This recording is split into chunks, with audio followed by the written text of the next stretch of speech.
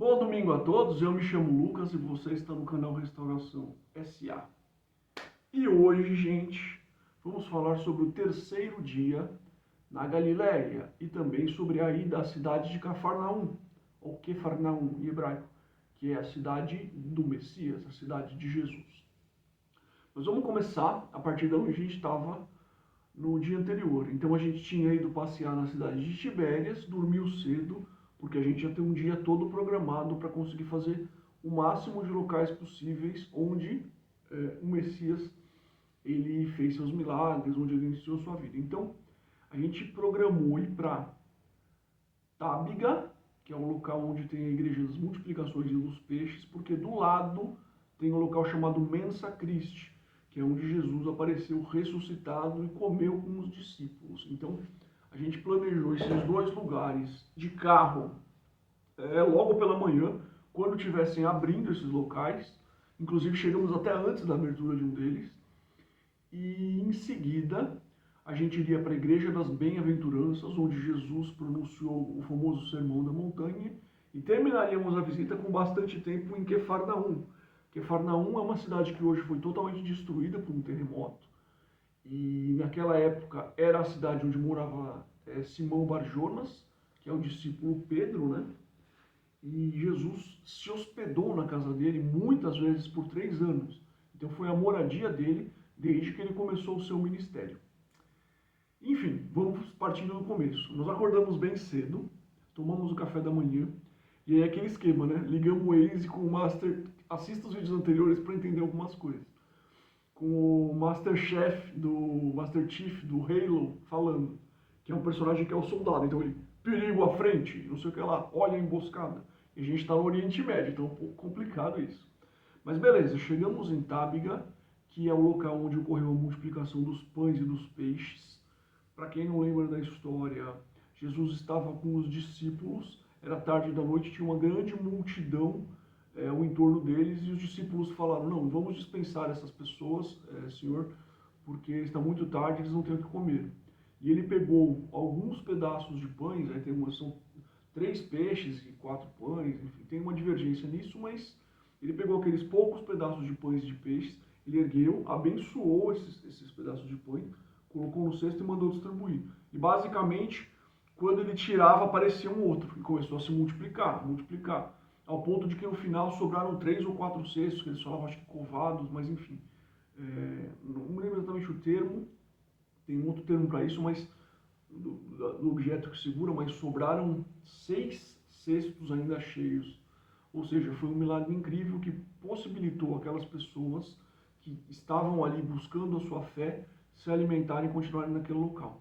Chegando lá, teve que pagar um valor para ter a visita e o estacionamento. Eu não lembro exatamente qual era o valor em shekels, mas não era um valor tão caro assim. Não me lembro se era 20 ou 30 shekels, mas assim, proporcionalmente seria, sei lá, uns 100 reais. E aí você pode parar o seu carro lá. A gente chegou, veja no meu Instagram, que tá tudo no Instagram, gente, Restauração SA, @Restauração SA, sem o cedilha e sem o tio. E aí a gente chegou, não tinha ninguém lá, ninguém. Só nós praticamente paramos o carro. E foi incrível, porque eu já tinha visto vídeos desse mesmo local, do Viajando pelo Mundo, Israel com a Aline, lotado, assim, lotado de gente. A Aline só filmou mais vazio lá na pandemia. E o horário que a gente chegou não tinha ninguém. Então, assim, a gente tem os painéis falando esperança, amor, relacionando os milagres de Jesus com alguns sentimentos de nobreza, como amor, esperança, sensações, conceitos positivos e situações que aconteceram nesses painéis do lado de fora. Tinha uma placa que tinha um mapa da Galileia onde os milagres todos ocorreram. E em seguida a gente entrou na igreja. Quando você entra, tem uma antessala, que é tipo uma árvore linda, uma árvore maravilhosa assim, e tem umas carpas e tipo um lago assim, um barulho de água, uma paz incrível. A igreja é uma igreja sem muitos adornos. Ela tem os mosaicos no chão bizantinos porque ela foi sendo construída e destruída ao longo de muito, muito tempo. E aí no altar tem uma pedra assim original, que é aquele local em que Jesus pegou esses pães e esses peixes, ergueu aos céus e multiplicou. Então é um lugar de muita paz E da forma como a gente fez, chegando lá bem cedo, sendo os primeiros a chegar, a gente teve uma intimidade com um lugar diferente para poder fazer uma oração, para poder saber que Yahushua, né, o Rei dos Reis, o nosso Salvador, ele esteve naquele mesmo local, a metros de onde a gente estava, passando por onde a gente passou, e abençoou e fez esse milagre com esses alimentos. Então, é uma coisa muito forte. Porém, eu, particularmente, individualmente, tive uma experiência mais forte depois. Saindo dali, deixando o carro ainda ali, praticamente 100 metros para cá tinha um local chamado Mensa Christi, que é um local onde acredita-se que Cristo ressuscitado ceou ou almoçou com seus discípulos. Esse local estava fechado, a gente teve que esperar abrir, tem uma placa bem grande, propriedade do Vaticano, várias câmeras, aquelas coisas de segurança. Quando ele abriu, tinha a igreja, e dentro da igreja tem a pedra, né? É uma pedra que é o local que Jesus sentou. Só que tem uma grade que dá para o mar da Galileia, para a entrada do mar, e tem uma outra pedra escrito: esse é um local santo. Essa parte estava fechada. Eu fiquei super frustrado. Só que estávamos só nós lá e 2 padres e eles abriram para a gente. Então, eu pude pisar no mesmo local que Jesus pisou e tocar naquela pedra onde eles subiram para chegar no outro lugar. E também dentro da igreja, também toquei na outra que eu não aguentei. Mas enfim, basicamente o que aconteceu nesse lugar? Os discípulos eles estavam muito, muito tristes, né? E com medo fugiram para Galileia após a morte de Jesus e foram pescar. E eles não estavam pegando nada. Aí eles viram uma pessoa na outra margem que disse assim: joguem a rede do lado direito. E eles obedeceram e apareceram 154 peixes. Peixes grandes, aqueles peixes de Pedro, e que é um peixe que tem na Galileia. E o que aconteceu? Eles perceberam que era Jesus. Pedro já pulou na água que nem um louco, né? E todos eles foram voltando. E quando eles chegaram, era realmente Jesus. E ele estava fazendo brasas uns peixes, assim, tipo uma mini fogueira, assim. E eles foram cear com eles. E aí eles passaram por uma pedra que era necessariamente pela estrutura para chegar a uma parte mais alta, como se fosse uma mesa, entre aspas. Por isso que a tradição católica chama de Mensa Christi. E esse lugar é protegido hoje, guardado pelo Vaticano. Mas o ponto é, Jesus comendo com eles perguntou: Pedro, ama-me mais do que os outros que estão aqui? Ele disse: sim, mestre, você sabe que sim. Depois ele perguntou de novo: Pedro, é verdade que tu me amas? Ele disse: sim, mestre, o senhor sabe que sim. Já um pouco triste. Aí Jesus parou e disse: Pedro, é verdade que tu me amas? Aí Pedro, muito já consternado, com uma certa desconfiança, falou: mestre, o senhor sabe todas as coisas, o senhor sabe verdadeiramente o quanto eu te amo. Por que isso aconteceu na verdade? Porque quando Jesus foi preso, a gente foi nesse exato local onde Herodes prendeu a Jesus, que é onde chamam de Igreja do Cantagalo hoje, lá em Jerusalém, a gente vai chegar lá ainda. Pedro, ao ser perguntado, ele negou a Jesus 3 vezes antes do galo cantar, entendeu? Então, quando Jesus morreu, a última lembrança de Pedro era negando a Jesus. E Jesus fez essas perguntas para dar a Pedro a oportunidade dele se redimir, da última conversa deles não ser negativa, ser uma conversa de redenção. E cada vez que Pedro falava: você sabe que eu te amo, Jesus falava: apacenta as minhas ovelhas, entendeu? Então, porque ele falou que Pedro, sobre aquela pedra seria construído a sua igreja, a sua congregação. Então, ele estava devolvendo a confiança de Pedro e devolvendo a redenção de Pedro para Pedro fazer o trabalho dele. Então é um lugar assim muito especial nesse sentido. E para mim, porque isso é muito subjetivo, quando eu toquei no local em que Jesus necessariamente passou, eu senti uma energia pessoal muito forte. É assim, é a presença de Deus, não tem explicação. É como se, tipo, e aconteceu umas outras vezes, eu vou falar, eu não vou hierarquizar o que é mais importante. Eu estou falando aqui os lugares que isso aconteceu, outros não aconteceu tão forte. Mas esse foi um deles. É como se todo o rancor que você tivesse na vida, toda a tristeza, todas as mágoas, fosse limpo de você e você sentisse uma paz por um segundo, entendeu? Como se você fosse tocado por Deus. Naquele local, quando você coloca a mão ali, é inacreditável. Aí eu não sei qual é a sua fé, mas eu estou falando a minha sensação subjetiva. Aí eu entrei na igreja, no altar que tinha a pedra onde eles sentaram, os discípulos de Jesus, não tinha nenhuma placa falando que não podia tocar, mas eu sabia que era um pouco complicado. fiz uma oração, só que aí na hora de voltar eu não aguentei, coloquei a mão também naquele local exato onde Jesus sentou. E assim, peguei uma pedrinha também, gente, mas assim, desculpe, não, eu não consigo. É uma sensação, por isso que eu falo, tem lugares que a gente reza, que a gente se concentra, sabe que aquilo é santo, mas ali é diferente. É dentro, você sente uma força exterior, é uma coisa muito diferente. Em todos esses locais santos, eu rezei, eu me concentrei, eu me senti bem. Mas naquele local que eu falei que foi a carpintaria onde Jesus trabalhou a adolescência, e nesse Mensa Christi, vou usar uma gíria aqui, a pegada é diferente. Você sente um arrebatamento, uma coisa meio sobrenatural. E aí, tipo, você volta pro hotel à noite e você sente aquela energia voltando, é um negócio absurdo. Tanto que nesse mesmo dia eu fui para outros locais, locais em que Jesus viveu, como Cafarnaum, que eu não senti a mesma energia, entendeu? Que nesse local específico.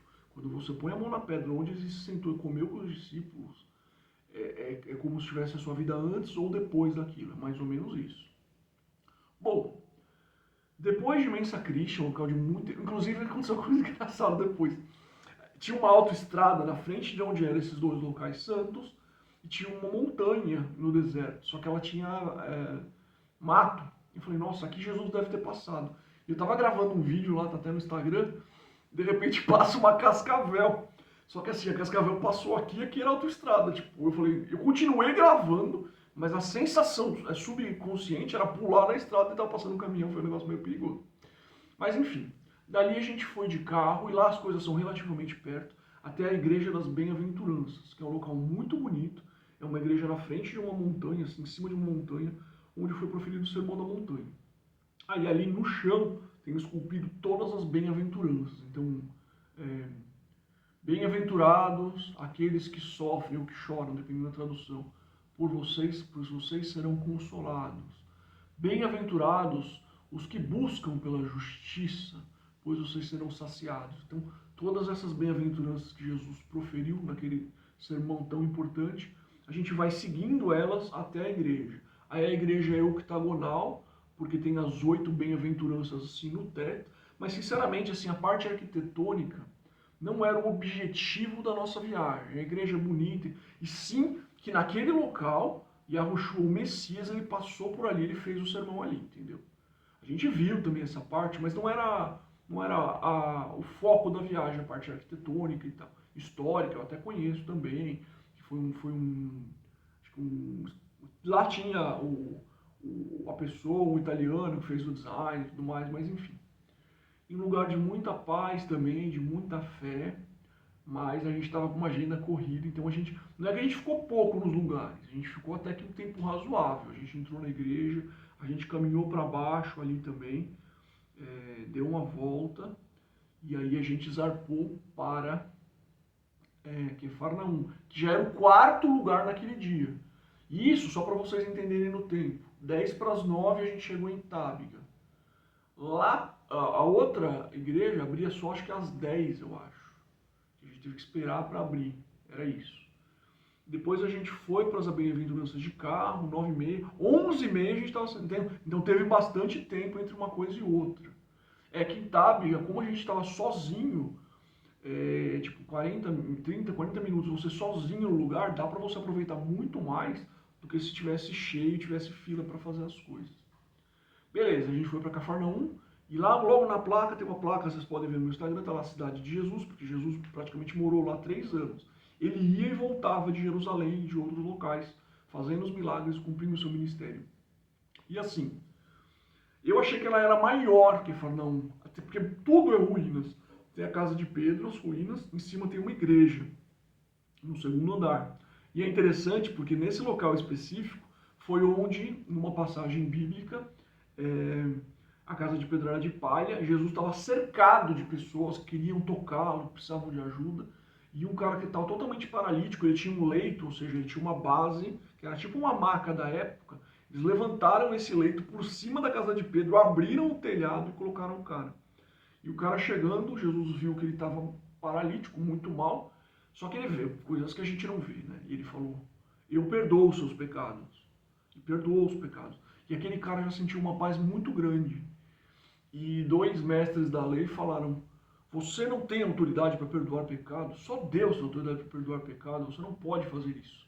E ele respondeu sempre com uma pergunta brilhante, retórica: o que é mais difícil, eu curar esse homem ou perdoar os seus pecados? E os caras ficaram sem resposta.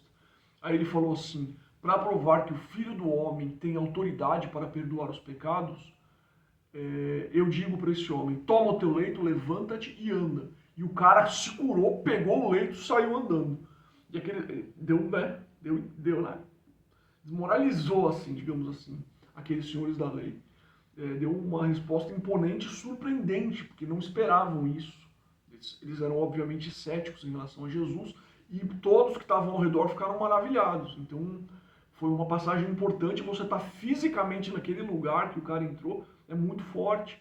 É a casa de Pedro, Pedrão, um discípulo que eu me identifico muito, que é uma pessoa boa, mas muito, às vezes, com muita energia, uma personalidade muito forte, gera até um certo receio nas pessoas, mas Jesus conhecia ele, tanto que ele confiou a ele seu ministério no momento posterior. Né? Era o discípulo, não era o mais amado, que todos sabem, mas era o discípulo que realmente, para fazer a coisa acontecer, para pegar, para resolver, era ele, entendeu? E isso é uma coisa muito importante. Você está ali naquele local onde Jesus dormiu, comeu, festejou. Por quê? Como eu disse em vídeos anteriores, Jerusalém era o local de confrontamento com os doutores da lei a todo momento. Já em Cafarnaum teve dois momentos. Teve esse e um na sinagoga também que confrontaram ele, mas era esporádico. Era um local que ele se dava melhor, que ele estava num momento assim de descanso, digamos, de relaxamento. Enquanto que quando ele descia para Jerusalém, naquela época eram 3, 4 dias de viagem, para a gente hoje de carro é 3 horas, 3 horas e meia, ele já sabia que ele ia ter um enfrentamento necessariamente. Ele, na verdade, já sabia de tudo, né? Mas então o clima lá na Galileia é um local ensolarado, bonito, de frente para o mar, lindo, lindo. O mar que eu falo é o Rio Gigante, o mar da Galileia, mas então é uma vibe diferente, é uma vibe positiva na Galileia. Jerusalém até hoje é um local de disputa de poder, de confronto. A vibe é muito mais pesada. Eu vou falar disso quando eu chegar até lá. Bom, aí a gente foi na casa de Pedro, eu vi tudo, depois eu sempre faço a experiência primeiro, tenho o meu momento, depois eu filmei para registrar, para passar para meus amigos e para quem tivesse interesse. Aqui a casa de Pedro, imagina 100 metros para cá, tem uma sinagoga, os restos de uma sinagoga, onde o próprio Mashiach, ele ia lá, ele lia a Torá naquele local. Então eu olhei, fiz questão de tocar nos pilares. Tem uma estrutura que parece que é mais antiga, que era onde a sinagoga antiga, pelo ângulo dá para perceber onde seria o altar, então onde ele necessariamente passou. E aí a gente passou em tudo ali, e tem as ruínas da cidade, né? E tá todo em preto, porque as casas eram construídas de pedras basálticas, de erupções vulcânicas. Então você conseguia ver as estruturas, uma cidade grande, que até foi prevista a sua destruição, ela foi totalmente destruída num terremoto. Então a gente ficou muito tempo ali, vendo, contemplando aquele lugar, depois contemplando uma parte também, o próprio Mar da Galileia, muito bonito. Veja no meu Instagram, tem todas as fotos. E ali a gente ia tentar navegar, alugar um navio para navegar no próprio Mar da Galileia. Porém, a gente não sabia se a gente ia conseguir, pelo horário também e pela escassez de serviço naquele momento. Eu acho que era a véspera do Shabat, salvo engano. Não me lembro exatamente agora. Então, era tipo sexta-feira de dia. Ah, não era, acho que era terça, não tinha nada a ver com o Shabat, esquece o Shabat. Mas enfim, o Shabat foi depois, foi em Jerusalém. Depois eu vou contar essa história do McDonald's no Shabat. Mas, enfim. Aí, a gente falou, não, a gente tem que conseguir um lugar. A gente começou a pesquisar os lugares. E aí a gente pegou o carro e foi para um lugar que era uma marina, só que olha que estranho. Era um lugar tipo Alphaville, assim, para quem não é de São Paulo, é um bairro chique de São Paulo, com um monte de casas, umas casas bonitas assim, plano, obviamente, né? Não tinha nenhum edifício, tudo padronizado, mas assim, muitos carros, só que assim, muito estranho. Os carros com a chave no contato, as casas abertas, só que nenhuma pessoa. Parecia filme de terror, aquele filme no começo, sabe? Que aí passa um vulto, mas não tinha ninguém. A gente foi entrando, falando, não é aqui, tá dizendo o Waze que é aqui, vamos entrando, né? Não via ninguém. Aí tinha um pier com algumas lanchas lá, e alguns barcos que poderiam cruzar o mar para nós. Só que tudo vazio. Aí eu andando no pier, tinha uma placa. Essa é uma área de segurança restrita, você pode ser alvejado. Aí eu falei, bora, né? Aí eu ainda dei um rolê, não apareceu nenhuma pessoa, um negócio esquisitíssimo. Aí a gente pesquisou um kibutz que tinha esse serviço. E a gente foi até esse kibutz de carro. E aí tinha um lugar mó bacana, bem praiano assim, tipo uns caras na praia. Ninguém entra no rio pra nadar, mas as pessoas ficam de frente pro mar, que na verdade é um rio, né? E nesse local tinha uns barcos lá, também tudo fechado, vazio. E aí aconteceu uma coisa muito ruim comigo. Eu passei um protetor solar israelense que era de corpo no rosto, porque o do rosto já tinha vencido. Porque lá é um deserto absurdo. Agora eu tô um pouco melhor. Mas assim, eu tava tipo roxo e aqui branco, assim. E aí, esse protetor derreteu e entrou no meu olho, no único olho que eu enxergo, esse eu não enxergo. Cara, foi horrível, porque eu já não tava enxergando nada, tem que achar o barco. A gente não conseguiu achar. Só que aí a Kátia tava morrendo de fome também, isso tu falou já 1 hora da tarde, né? Depois de tudo. E aí a gente viu um restaurante que servia aqueles peixes, o peixe de Pedro mesmo, que é aquele peixe não então. Um restaurante totalmente israelense, os caras nem falavam inglês direito. A gente foi nesse restaurante, o cardápio todo em hebraico, a Kátia tentou traduzir com o celular com uma dificuldade, mas pedimos um peixe com fritas, uma água, um refri. Só que eu tava muito incomodado, tipo, eu não tava enxergando, meu olho tava doendo. Aí eu fui no banheiro, lavei, mas essa fase foi muito ruim, entendeu? Que eu comi, o peixe tava muito bom e tal. Mas daí até chegar no hotel e lavar meu olho foi meio que, né, mais complicado. Daí a gente foi na direção do hotel e aí a gente foi num mercado, um mercado local, que foi bem legal, tem muitas especiarias, muitas coisas engraçadas. Compramos muitos itens interessantes pro mercado para a gente poder economizar também um pouco, né? Fazer sanduíche, compramos pasta de dente, compramos doces locais que a gente não conhecia, doces diferentes. Aliás, doces maravilhosos, tipo assim, uns docinhos que parecia que era meio amargo, mas não era. É um chocolate que não é muito doce, mas muito gostoso tudo. E aí a gente chegou no hotel já, sei lá, umas 5 horas, bem cansado, eu com esse negócio do olho, e descansou, porque no dia seguinte a gente iria para um local de muita importância, o Yardernit, que é o local onde São João Batista batizou Jesus nas águas do Rio Jordão. Naquele rio, pelo menos, não se sabe se é o local exato. Tem gente que acha que é um outro local em que as águas são mais arenosas. Eu até acho que estrategicamente pode ser ali. Só que assim, a vivência do local, o ambiente ali, é naquele rio que isso aconteceu com certeza. E o local é mágico. E esse vai ser o nosso próximo vídeo, o batismo nas águas e a chegada em Jerusalém, Yerushalayim. E uma polêmica que teve, porque a gente estava com o Waze também, que a gente alugou do celular alugado, que tinha Wi-Fi, que escapava de pedágio. E se a gente entrasse na Cisjordânia, que é um outro local, e o pedágio às vezes, o Waze às vezes dava a gente poderia ter problemas sérios, mas isso fica para o próximo vídeo. Grande abraço a todos, até a próxima e tchau!